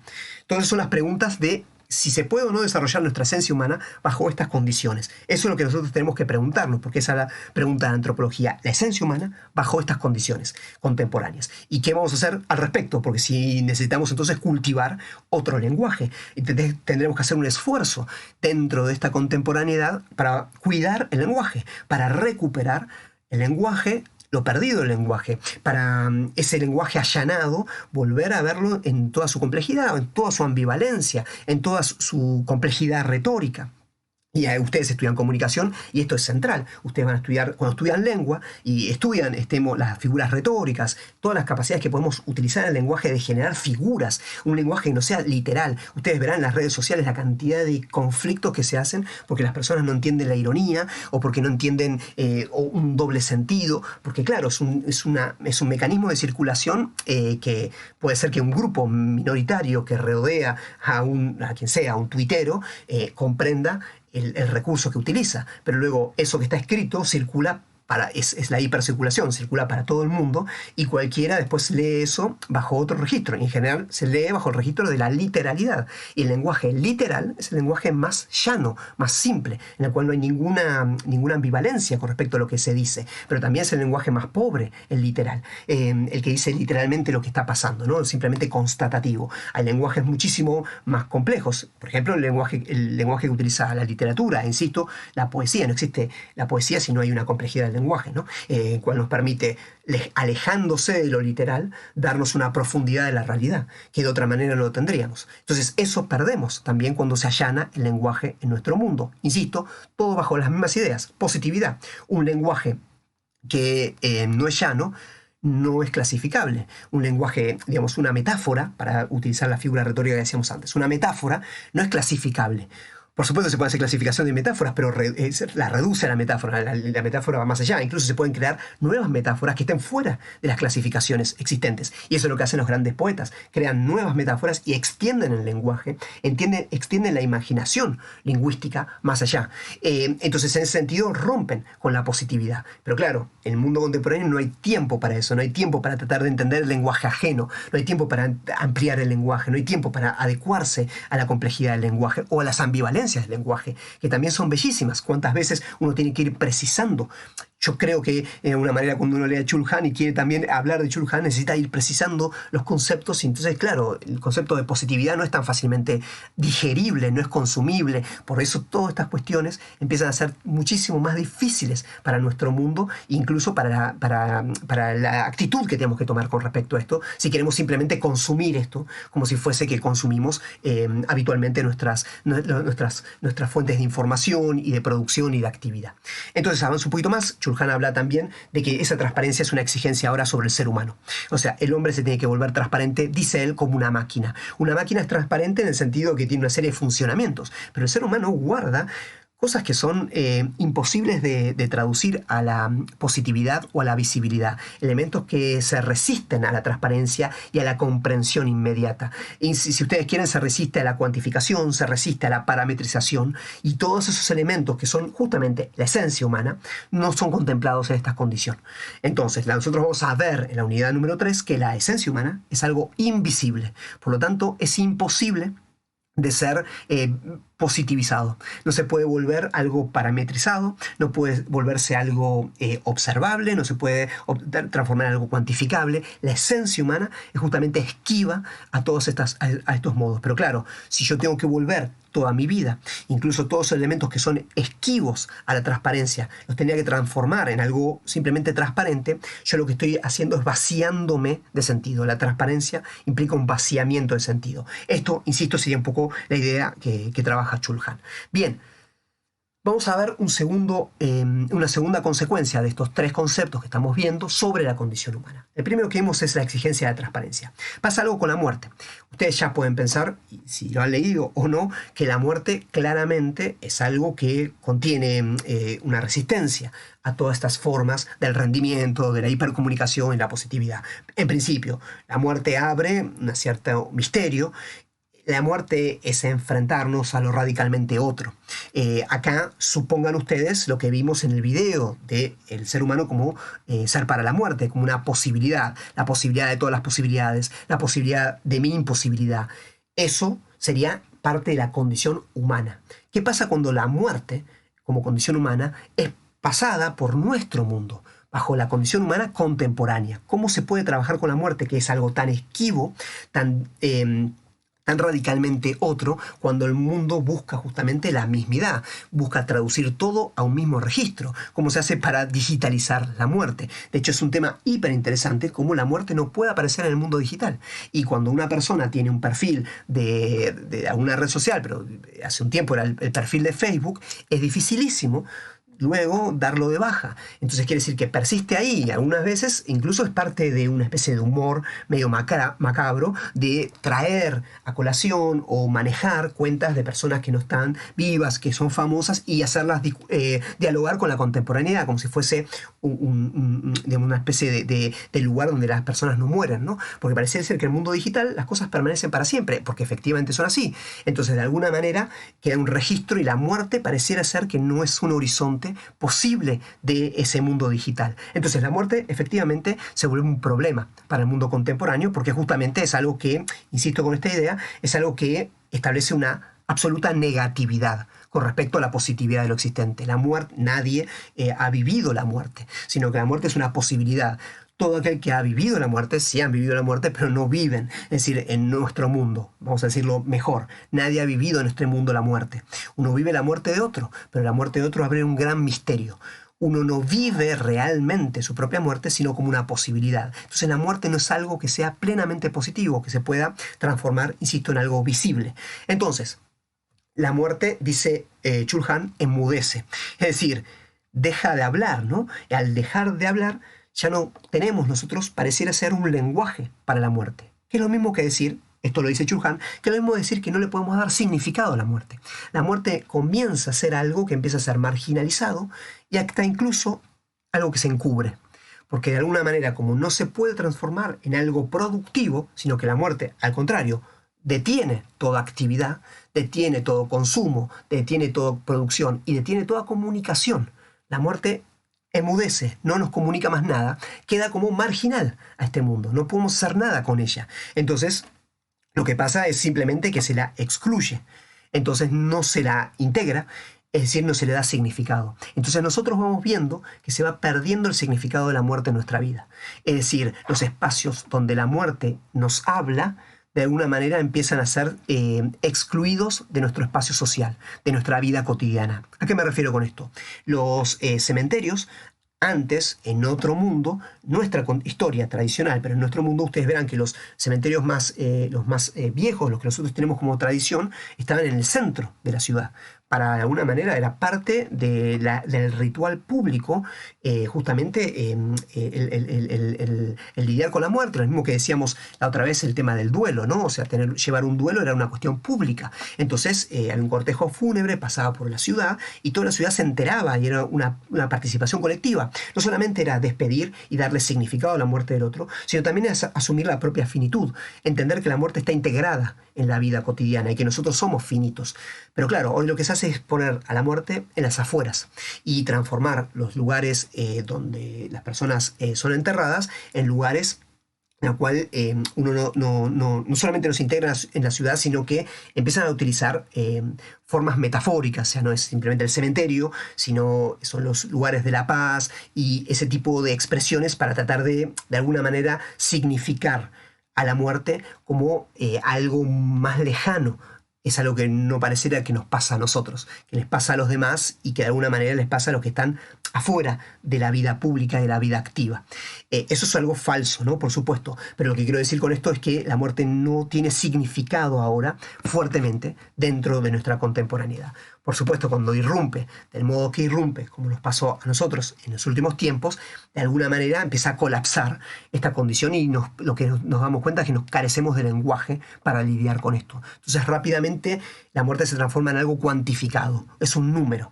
Claro, pero darle un número, cuantificar la muerte, no es darle significado profundo, o el significado más profundo humanamente que eso tiene. Esa es otra forma también que se vuelve una positividad y se enmudece el sentido más profundo que la muerte puede tener, que de alguna manera en otras épocas históricas de la humanidad sí la tenía, o por lo menos había diferentes formas de significarla. Entonces, decíamos acá, la muerte, dice Chul Han, se transforma simplemente en, ya no es un misterio, no es el encuentro con el otro, no es la posibilidad incluso para alguien, para un creyente de una otra vida, sino que ya simplemente se define la muerte como lo contrario a la vida. Es el cesar de la vida, que es una definición un poco pobre. Simplemente es cuando la vida cuando ya no continúa, cuando deja de funcionar, es la palabra, porque la vida se transformó en algo que funciona. O sea, ser viviente es funcionar, es producir. Donde se termina la actividad, empieza la muerte. Entonces todos los signos de inactividad son signos de muerte, por eso son excluidos como la muerte. Por ejemplo, la enfermedad, por ejemplo, el ocio, son elementos que empiezan a tener el mismo enmudecimiento que la muerte. Entonces en el ocio tenemos que hacer muchas cosas, porque no se puede perder tiempo, se tiene que tener actividad también en el ocio. Entonces, y de repente no hay momento de descanso, ¿no? Porque si en el ocio estamos más cansados a veces que en nuestro descanso, porque esa sería un poco la idea. Entonces, cesar la vida es equivalente, dice Chul Han, a cesar la producción. Fíjense entonces que vida pasa a ser producción. Producción es la única forma de la vida, según esta condición humana contemporánea. Entonces, espero haber sido bien claro. Repito esta idea. Si la muerte es simplemente, se define como lo que termina la vida, y terminar la vida es que algo deje de producir, porque nosotros vemos el concepto de arriba a la izquierda, ¿no? Si todo es hiperproducción, y hiperproducción es la positividad, la muerte es el fin, el límite, el cese de la producción. Entonces, en el fondo, lo que está implícito es que producir es la única forma de la vida. La vida es simplemente producción. Y es así como se conceptualiza muchas veces la vida, ¿no? Entonces se dice, bueno, los seres, los organismos, esto es lo que dice la cibernética. La cibernética es una ciencia muy de ahora, es de hace mucho tiempo atrás, pero que se fue renovada con las nuevas tecnologías. La cibernética lo que dice es, todos los organismos producen. Esa es un poco la idea, pensarlo toda la vida, todo organismo es un viviente, todo viviente produce. Nosotros también producimos como tanto, igual que todos los vivientes. Lo que es común a todos es la producción. Bueno, esa es una concepción de la vida que en cierta manera no es la que nosotros vamos a trabajar y que es una concepción un poco pobre de la experiencia humana, porque la no producción también es vida y también es una forma profunda e intensa de la vida cuando uno no produce. ¿Y qué pasa ahí entonces? Queda excluido también esas modalidades como si fuesen meras negatividades. Bueno, avanzamos entonces. Lo mismo pasa con lo que aparece con el miedo, simplemente para que busquen en el texto de Chul Han cuando habla del miedo y habla de lo siniestro, de lo desconocido. Son también otras formas que nosotros lo vamos a ver, lo hemos visto, el tema de lo inhóspito y lo desconocido, y también aparece en Chul Han, son ejemplos de negatividad, de lo distinto, y efectivamente ellas tampoco pueden ser capitalizadas en nuestra condición, por lo tanto el miedo queda excluido. Pasa lo mismo que con la muerte, la experiencia de la angustia, es decir, la experiencia de lo que llamémoslo unheimlich, o la Unheimlichkeit. Esto lo hemos explicado, lo vamos a explicar en la próxima clase, pero esto ya es parte de la cursada, por lo tanto, y no de este texto, simplemente que esto lo unen a lo que ya hemos visto. Entonces vemos que toda la condición humana, que es igual a todas las culturas, se expresa de una manera específica, se encarna de una manera específica dentro de nuestro mundo, de nuestra cultura, siempre, como siempre, siguiendo a Chul Han. Muy bien, ¿qué otro elemento más tenemos para considerar? El concepto de autenticidad. Ustedes vieron, este sería un concepto que, por ejemplo, debería ser deconstruido. Es un concepto que se ha utilizado mucho en la filosofía y uno tiene la tendencia a creer que la autenticidad es algo bueno, que es necesaria la autenticidad. El problema es cómo se interpreta en nuestro mundo la autenticidad. Y eso es lo que Chul Han pone en consideración. Dice, así como hemos dicho, ¿no? Hay conceptos que son esenciales, que a lo largo de la historia van perdiendo su sentido y que de alguna manera se vuelven algo que entorpecen el acercamiento a la esencia humana. El concepto de autenticidad puede ser un ejemplo de ello. Hoy hay una especie de exigencia de ser auténticos. Eso es lo que Chul Han reconoce. ¿Qué significa eso? Que todos tenemos que ser auténticos. Pero ¿qué significa que todos seamos auténticos? Es un modo en el cual nosotros todos tenemos que manifestar las diferencias. Pero las diferencias sobre la base de una igualdad. Esto también lo hemos hablado en la clase, rápidamente, porque ya lo vimos, lo digo, pero la idea es que nosotros manifestemos una diversidad sobre la base de una serie de criterios reconocidos en común. Los criterios son parte de la positividad existente, es decir, lo que puede ser cuantificado, puede ser clasificado, etc., establece criterios. Y nosotros tenemos que definir según esos criterios.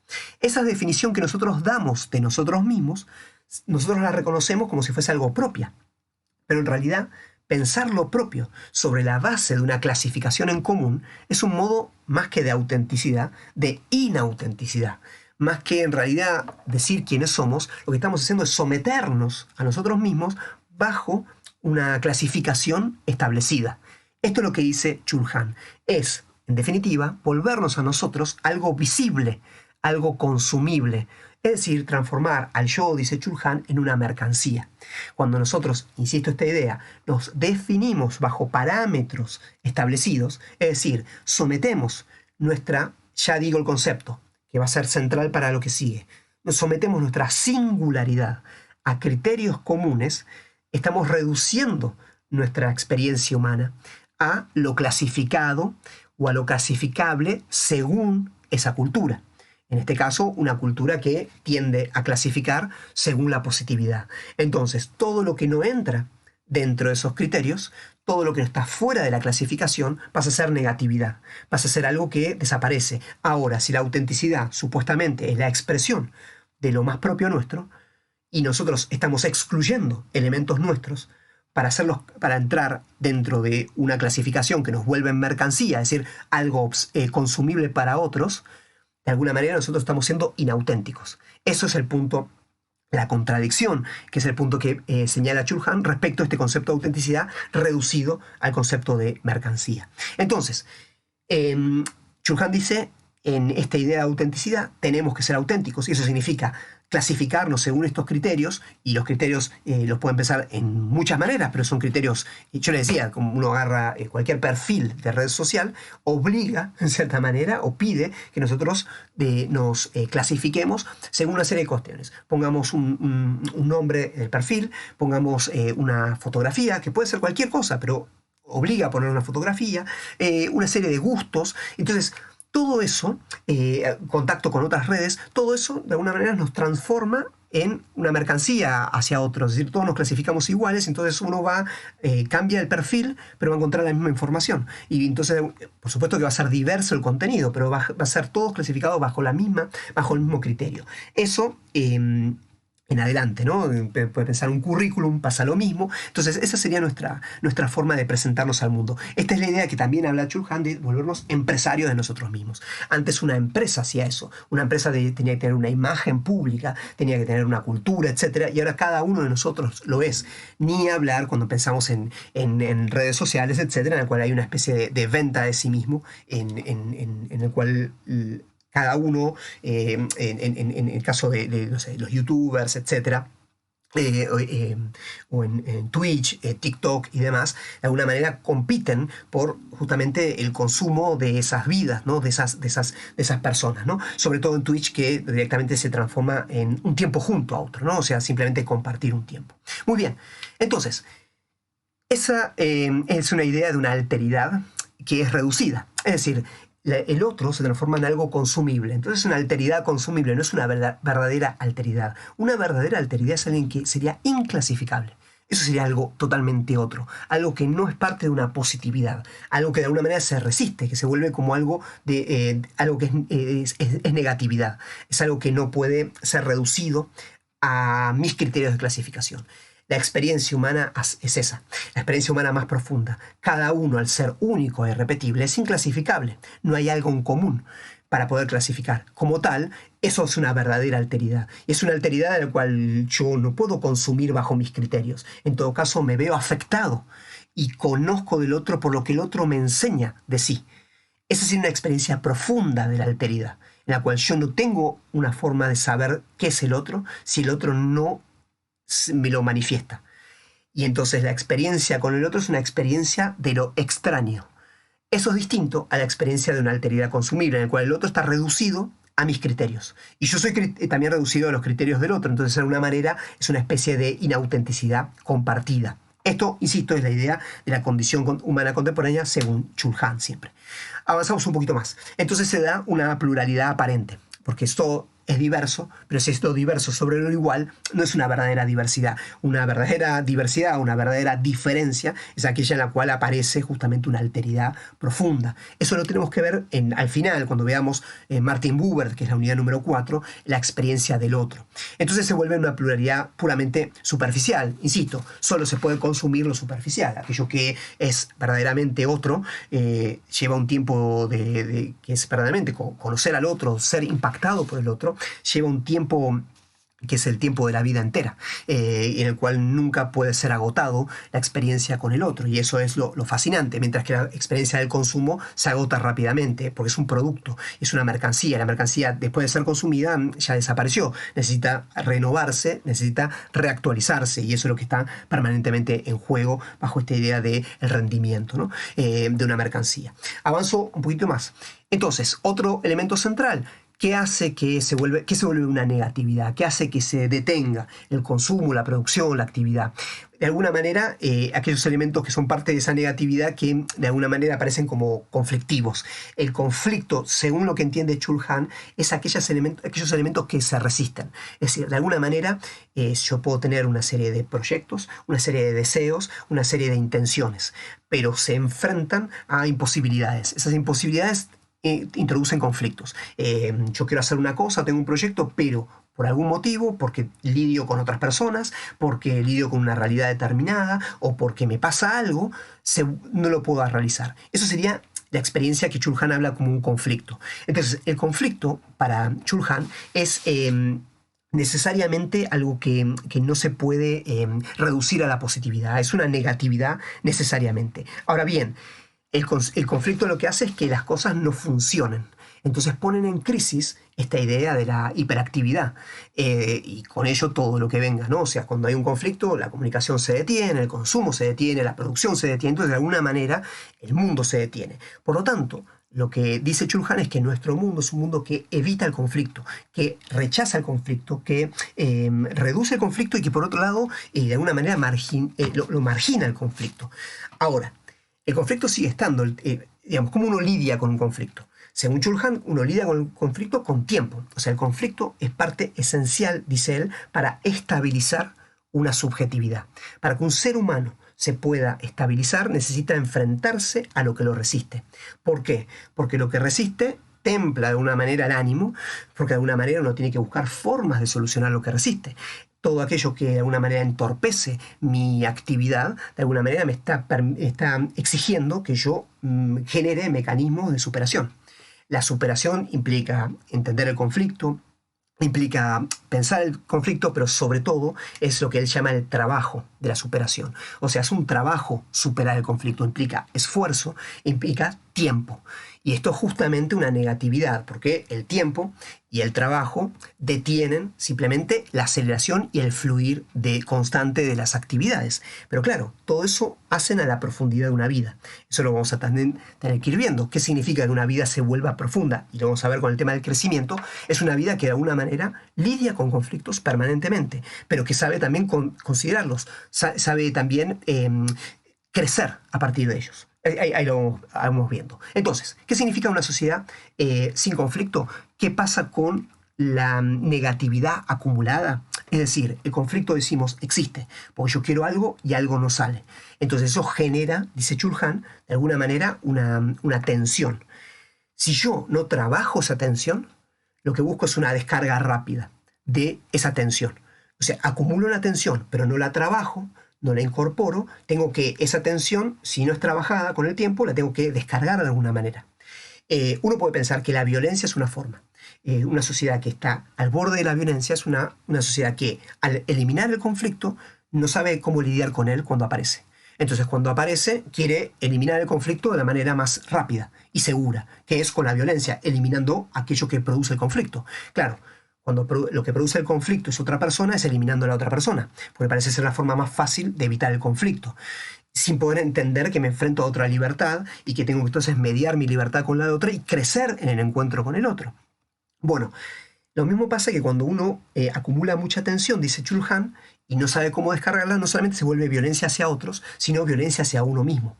Y eso es lo que él analiza, que es un fenómeno también psicológico, como esa especie de descarga de violencia contra uno a través de la autolesión. Entonces, insisto con esta idea, es al no poder trabajar el conflicto, porque el conflicto está eliminado, cuando aparece la alteración, aquello que no permite la continuidad de una actividad, de repente acumula una tensión que no se puede resolver de otra manera que no sea rápido, ¿no? Entonces, el ejemplo es la violencia. Puede ser la violencia hacia el otro o la violencia hacia uno mismo.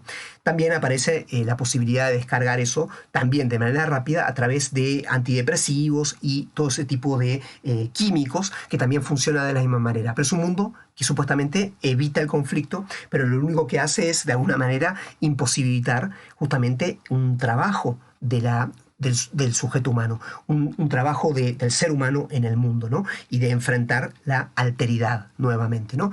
El conflicto es algo otro.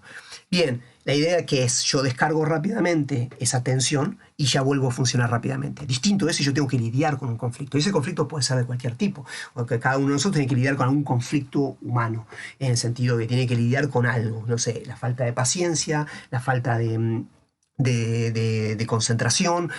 Digo ejemplos simples, un trauma, que no es un ejemplo simple, y uno tiene que lidiar con ello, y uno a veces tiene que lidiar toda la vida con ello, tiene que trabajar con ello, tiene que crecer, y ahí viene el concepto central de eso, tiene que darle tiempo, demorarse en eso, ir buscando mecanismos, a veces se va ganando en algún sentido, en otro, pero todo es un proceso de crecimiento y de aprendizaje, es decir, de transformación.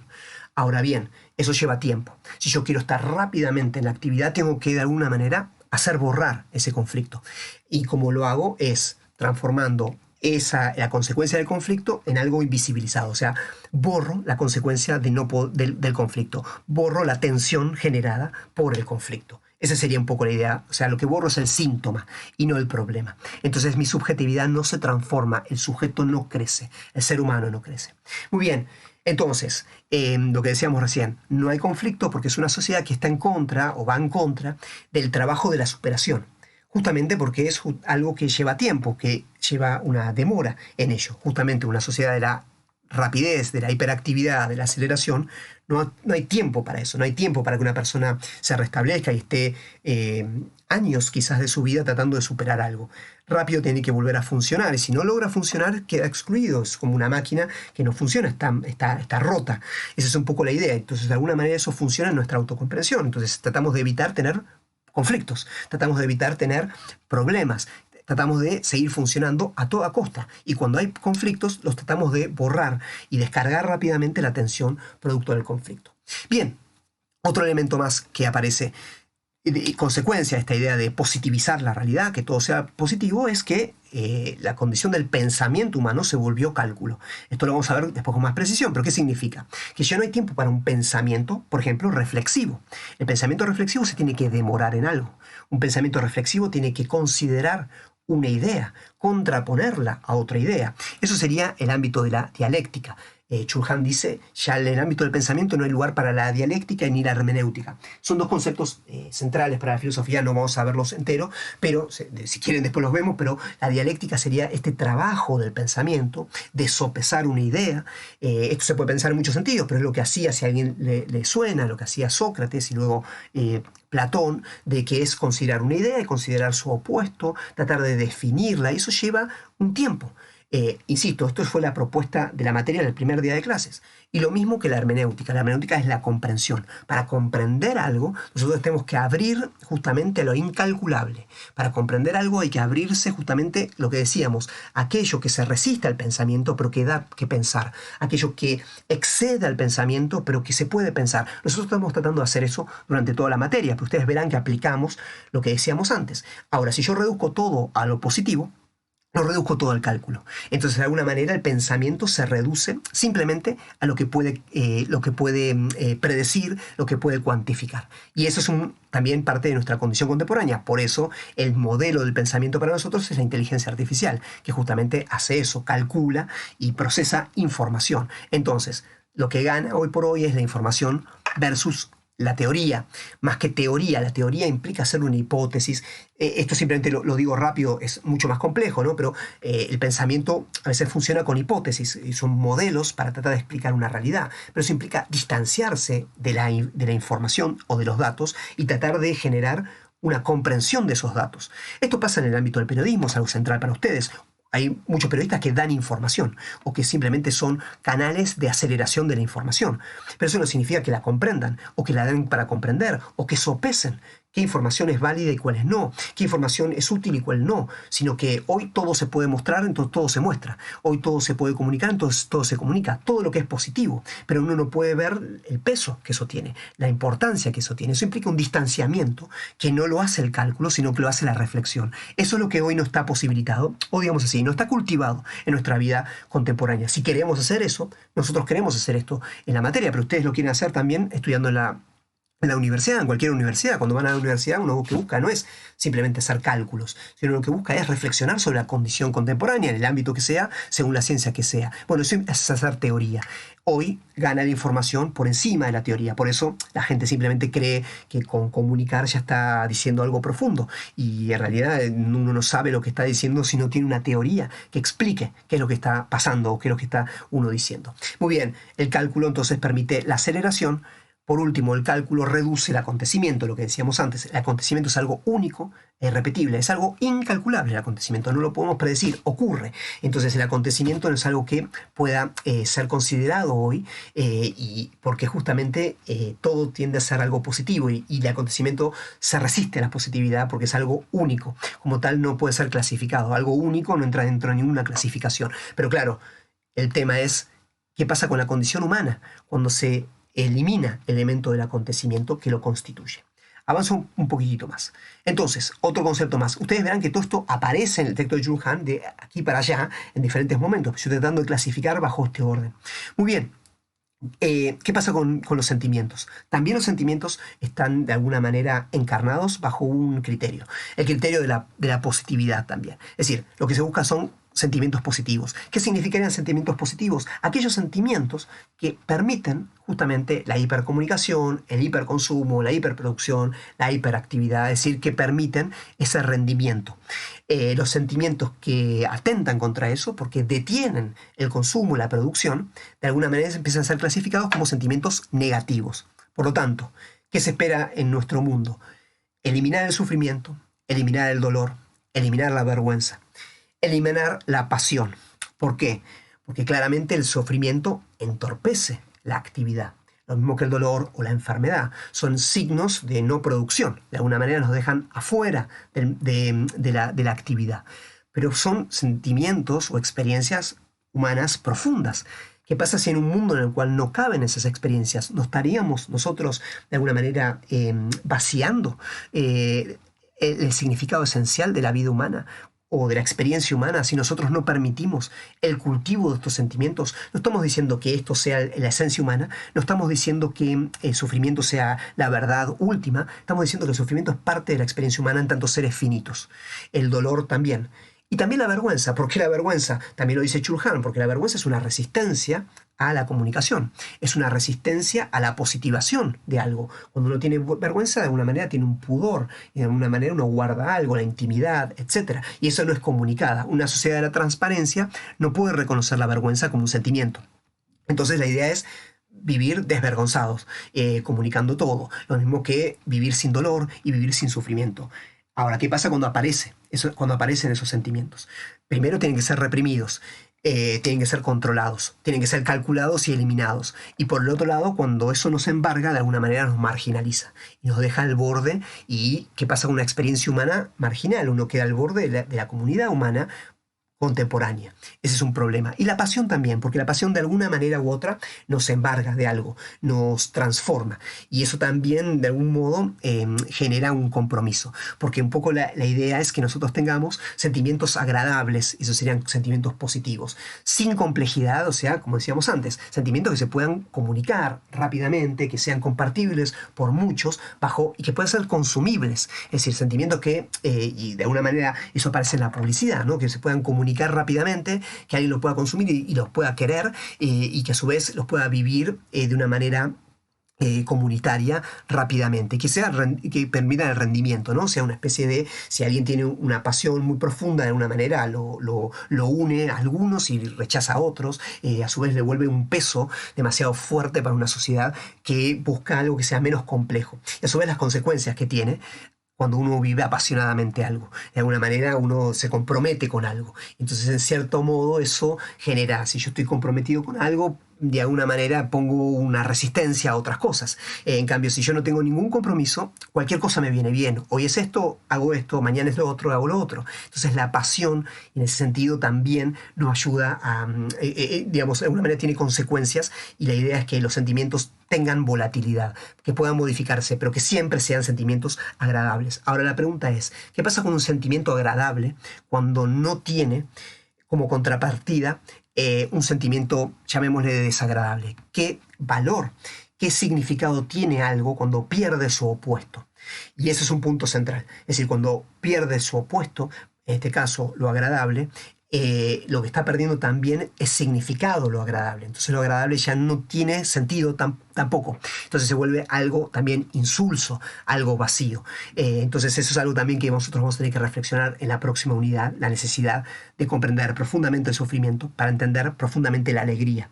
Sin uno, el otro queda vacío, pero ambos son experiencias humanas extremas, pero son parte de la esencia humana. Eso lo vamos a tener que ver. Entonces esos sentimientos de alguna manera superficializan nuestra experiencia de la esencia humana.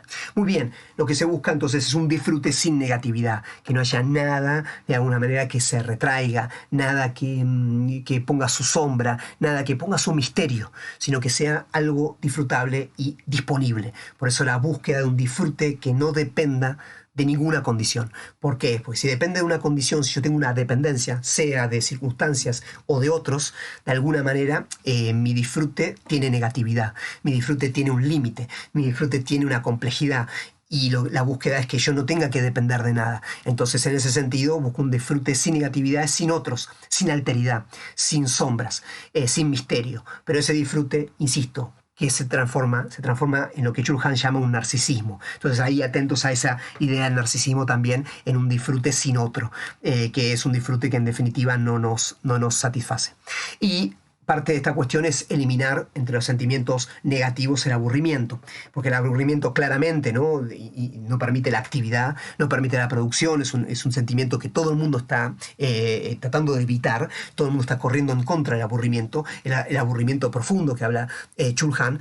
Claro, pero el aburrimiento también es la posibilidad como sentimiento, por eso es interesantísimo tener una experiencia compleja de los sentimientos humanos. Pero el aburrimiento es la posibilidad también de la creación, que dice Chul Han. ¿Cuántas cosas nacen? O sea, cuando hay un aburrimiento, también es la necesidad de crear algo, una alternativa. Eso también cuando son chicos, ¿no? Cuando uno es chico que está jugando y se aburre con algo, bueno, pero tiene que crear otra cosa. Si uno tapa ese aburrimiento con un nuevo juego, con una nueva compra, lo que se está evitando es la posibilidad de generar alternativas. Cuando uno está aburrido, quiere decir que algo del mundo no lo satisface. Entonces, la idea de buscar una iniciativa personal, una alteridad, otra cosa, una creatividad, es una experiencia de un peso humano, de un crecimiento humano. Eso es lo que se evita cuando nosotros vivimos de sentimientos positivos. Esto lo pueden leer perfectamente mejor que yo, lo que yo estoy diciendo, si ustedes leen esto desde Un Mundo Feliz. En Un Mundo Feliz es justamente esto, ¿no? La de los sentimientos positivos, que termina simplemente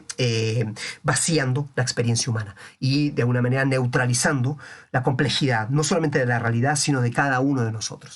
Y bien, ya vamos cerrando con los últimos elementos. Uno es la hiperatención. Esto es importante que ustedes lo entiendan desde el concepto de percepción y de actos de la conciencia. Nosotros dijimos, los seres humanos tienen una serie de actos de la conciencia, la percepción, la rememoración, la reflexión, etcétera, ¿no? Bien, esos actos de la conciencia, el cual tienen un video, nosotros dijimos que se concretizan después en cada mundo. Son condiciones humanas que se concretizan en cada mundo. Bueno, nuestro mundo es el mundo de la hiperatención. Ese mundo de la hiperatención también tiene consecuencias sobre nuestra forma de percibir la realidad. Y esto es lo que vamos a ver ahora rápidamente. En principio, lo que dijimos antes, lo que venimos diciendo, mundo de la positividad, en el cual todo se vuelve todo se vuelve información, es un mundo también de la hipercomunicación. Hiperinformación, hipercomunicación, constantemente recibiéndola, es un exceso de información. Claramente no podemos procesar toda la información, entonces esa avalancha de información lo que genera necesariamente es una atención dispersa, porque cuando uno tiene pocas cosas, de alguna manera genera un ambiente o un mundo en el cual la información que circula está mediada, está clasificada, no clasificada, digamos, está reducida, está de alguna manera normalizada. De alguna manera, digamos, uno tiene poca información y esa poca información la puede procesar, entonces tiene un espacio para hacerlo. Ahora, si uno tiene una avalancha de información constante, de alguna manera la atención no se puede concentrar en nada específicamente. Entonces lo que se vive hoy, o en nuestra condición humana contemporánea, es que nuestras percepciones, nuestros actos de la conciencia sean permanentemente dispersos. Analicemos esto desde lo que vimos de Husserl.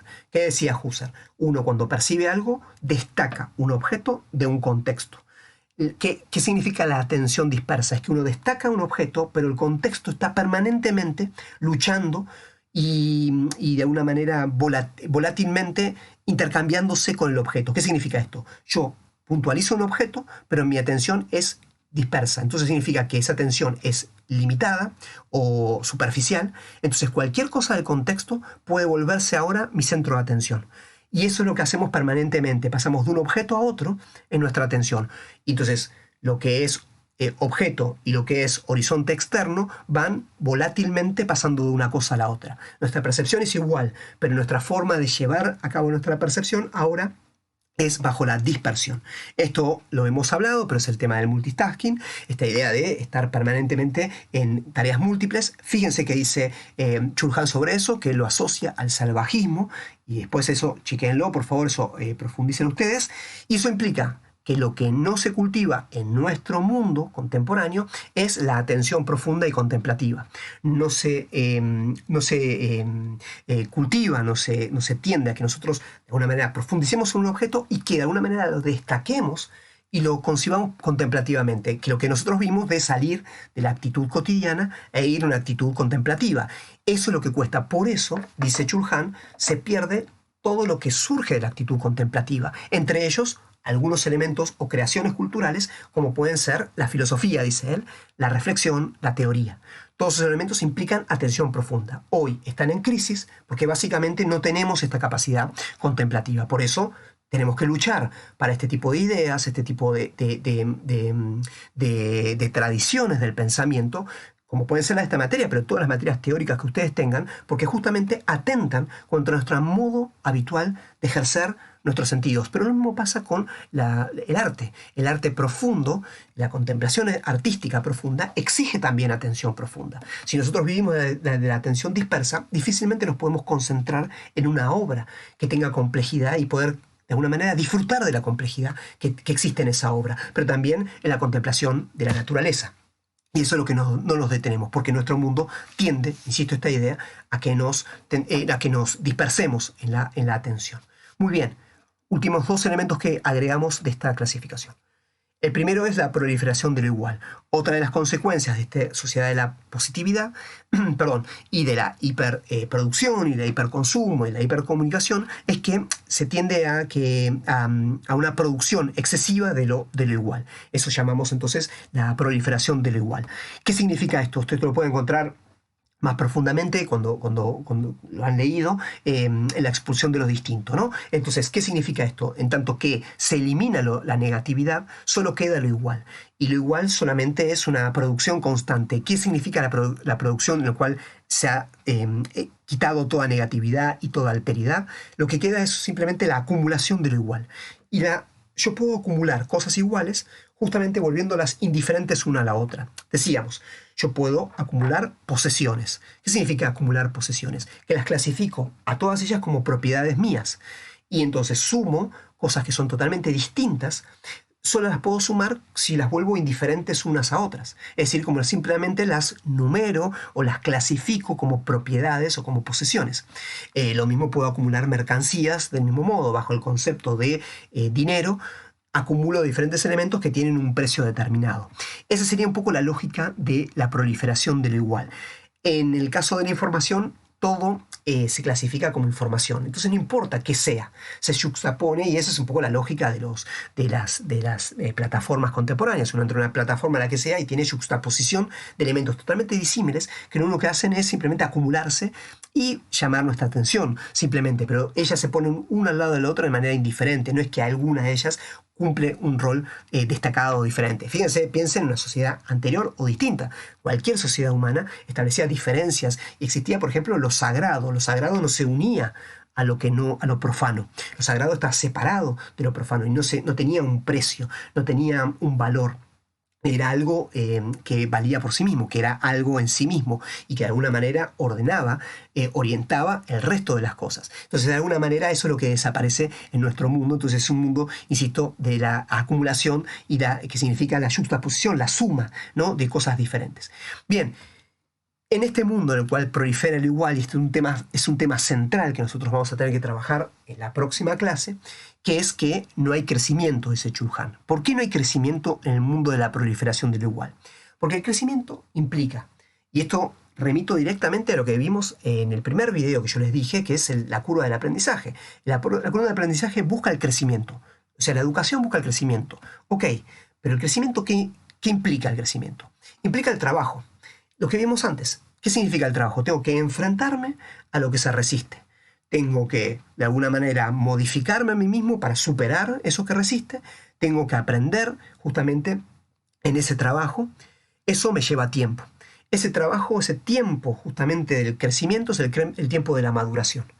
Ese trabajo eso que se resiste puede ser desde un objeto que tengo que trabajar o lo que sea, ¿no? O sea, un instrumento, si yo tengo que aprender a tocar un instrumento o si tengo que aprender a hacer una disciplina deportiva, eso me lleva tiempo y maduración y trabajo hasta poder incorporar ese objeto que en principio me queda como algo lejano. Ese tiempo del trabajo y del crecimiento es un tiempo en el cual yo maduro, lleva tiempo, pero también puedo trabajar, por ejemplo, un sentimiento es algo que inmediatamente se me aparece como algo indeterminado y el trabajo de templar el ánimo también va haciendo mi maduración sobre eso a incorporación. Y, insisto, esta idea del crecimiento. Si yo elimino el trabajo, como decíamos antes, elimino el conflicto. Si yo elimino la maduración, elimino la resistencia, y en el fondo estoy eliminando toda negatividad, no hay forma que haya crecimiento. Entonces y tampoco hay forma que haya experiencia. Ustedes fíjense el concepto de experiencia que utiliza Chulhan. La experiencia no es simplemente el experimentar algo. La experiencia es un trabajo de una vida humana que se enfrenta a lo distinto, que se enfrenta a la negatividad y que de alguna manera crece en ese enfrentarse. Y de alguna manera va madurando desde esa diferencia su propia singularidad. Eso sería lo que nosotros vamos a tener que ver como el crecimiento. Una vida que no crece es una vida en la cual todo sigue igual. Y cuando todo sigue igual, de alguna manera nada tiene sentido. Porque si todo es indiferente, todo es igual, nada marca la diferencia, de alguna manera nada justamente orienta en algo distinto. Entonces, el crecimiento es un tema central, vamos a ver, para el sentido de la vida. Esto lo vamos a ver, pero sin entender que entonces, cuando se acumulan cosas, no crece. Es decir, el crecimiento no es producción. Yo sumo cosas y estoy teniendo mayor producción de algo, estoy acumulando algo, pero no significa que eso crezca. Para que algo crezca tiene que haber algo que se transforma, algo que incorpora y que va trabajando con la negatividad y la va superando. Bien, vamos a ver el último punto. La condición humana contemporánea, a través de las nuevas tecnologías, a través de lo digital, borra las distancias. Es otro punto más que introduce Chulhan, que implica que se borran las distancias, que de alguna manera se destruye todo lo que genera una separación entre algo y algo. Es decir, ¿qué hace lo digital? Iguala todo. Y de alguna manera supera las distancias de todo tipo, las distancias lingüísticas, culturales, las distancias de tiempo, las distancias de espacio. Ahora, uno puede pensar que si se eliminan las distancias, uno tiene un mundo más cercano. Y esta es la paradoja que utiliza Chulhan. Atentos a esto, es lo último. Un mundo sin distancia lo que hace es destruir la cercanía. Y esto es central para leer el capítulo número 4 de Esquirol. El capítulo número 4 de Esquirol trata de la proximidad. Y la proximidad es estar en la cercanía de las cosas. Chulhan dice que hay cercanía cuando reconozco también una dimensión lejana. Es decir, yo me acerco a algo en tanto y en cuanto yo reconozco la lejanía de eso y a su vez respeto esa lejanía. Yo estoy más o menos cercano a algo, pero dejo que ese algo sea. Cuando no hay distancias, tampoco hay cercanía, porque lo que desaparece es el otro. desaparece la alteridad. Al no haber distancias, reitero esta idea, desaparece la alteridad. Al no haber alteridad ya no hay posibilidad de cercanía, porque la cercanía supone que hay un otro, frente al cual estoy más o menos cercano. Entonces, la cercanía se da en una dialéctica, déjenme decirlo así, es decir, en un trabajo con la lejanía. Entonces, donde desaparece la distancia, desaparece la lejanía, pero también desaparece la cercanía. Entonces, no hay posibilidad de lo próximo. El concepto de proximidad lo vamos a ver en Esquirol y lo vamos a ver para el final, así que lo dejo ahí un poco pendiente, pero si ustedes repasan esto para el final, ténganlo en consideración. Entonces, repito esta idea. Un mundo sin distancias es un mundo en el cual no solamente no hay lejanías, sino tampoco hay cercanía. Porque para que haya cercanía de algo, tengo que reconocer a ese otro como un otro. Y si no tengo distancia con respecto a ese otro, no tengo respeto con respecto a ese otro, no tengo diferencia con respecto a ese otro, no tengo posibilidad de acercarme a ese otro, porque ese otro ya desapareció, se transformó en algo igual. Esto lo pueden encontrar, repásenlo ustedes, en el concepto de rostro y de aura. Un objeto que tiene aura manifiesta un objeto que, si bien puede ser cercano, manifiesta una lejanía. Esa sería la idea de una obra de arte. Una obra de arte, si bien la tengo enfrente, hay algo que se aleja de mí, hay algo inagotable. Es una experiencia de lo incalculable. En el mundo contemporáneo, los objetos pierden su carácter aurático, pierden su carácter de distancia o de lejanía, mejor más que distancia, de lejanía, que de alguna manera establecería una relación con nosotros misteriosa. Los objetos se vuelven, como decíamos, algo transparente. El aura es algo que resiste a la transparencia. Es algo que no puede ser asible y calculado. ¿Qué es ese no sé qué que tiene una obra de arte que le hace algo inagotable? Que le hace algo inexplicable, por más que yo la piense, la trate de comprender. Lo mismo pasa con el rostro del otro. El rostro del otro implica una cercanía, pero justamente es una cercanía del otro que me impacta, pero justamente porque no puede ser clasificado, porque no puede ser agotado. El rostro del otro es la manifestación de su propia singularidad. Un rostro no es igual a otro. Si yo lo miro clasificándolo bajo patrones en comunes, lo he reducido simplemente a un objeto positivo. Pero el rostro permanentemente está manifestando su cercanía lejana. Esa sería la misma lógica que pasa en una obra de arte. Una obra de arte es algo cercano y lejano a la vez.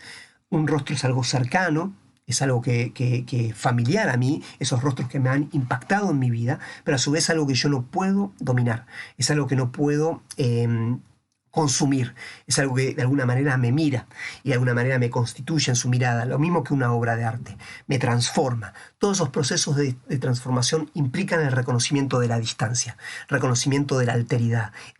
Son esas experiencias las que hoy carecemos o que de alguna manera se vuelven más pobres en nuestro mundo contemporáneo, que es el mundo del consumo. Consumimos caras, no rostros. Consumimos mercancías o personas vueltas mercancías, pero no nos dejamos afectar por la alteridad del otro. Lo mismo que los objetos. Consumir un objeto o consumir una obra de arte no es lo mismo que verse impactado por el carácter aurático, por la distancia que ella manifieste.